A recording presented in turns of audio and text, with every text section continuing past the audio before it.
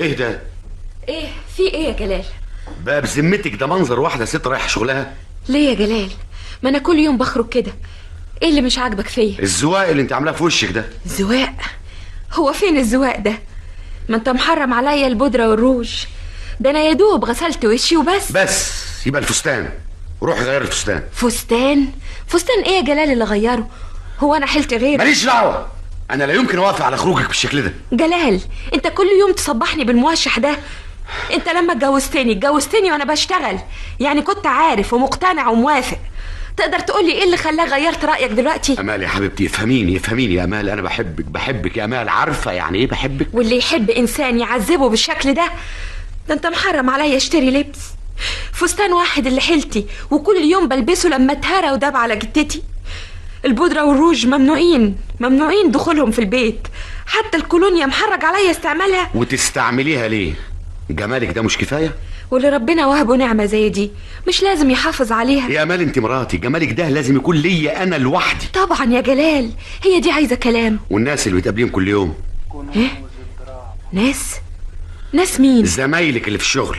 هتنكري انك بتشتغلي في وسط رجاله؟ وماله يا جلال؟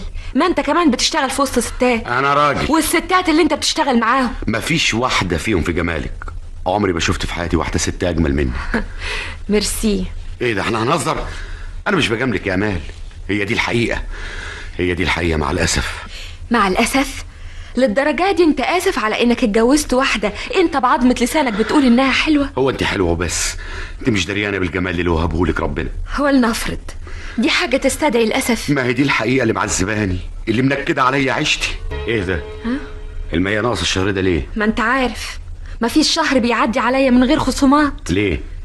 عشان بتتأخر الصبح؟ لحد حضرتك ما تخلص الموشح الصباحي بتاع كل يوم.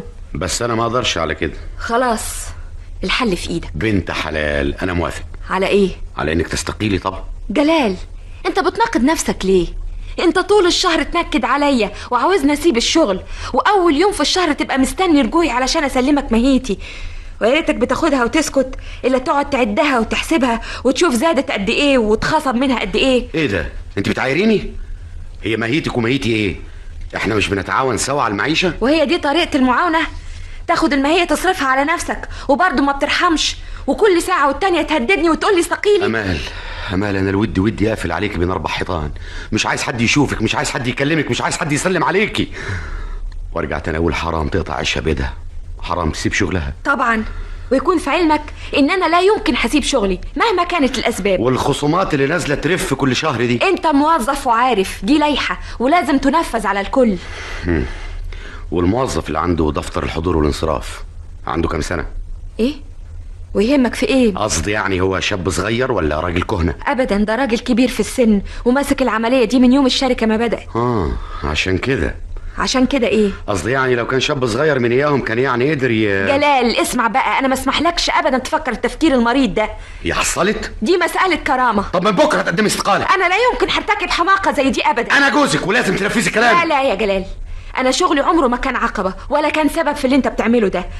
ثم ما تنساش ان ماهيتك لوحدك مش ممكن هتعيشنا العيشه اللي احنا عايشينها دلوقتي. كلامك ده صحيح، بس ساعتها هبقى مرتاح، هبقى مطمن انك لا بتقابلي حد ولا بتكلمي حد ولا بتشوفي حد. ايه هترجعني لعصر الحريم؟ عايزك تكوني لي انا لوحدي. جلال ما تغلطش. ابدا يا امال، انا بحبك، بغير عليكي من نسمه.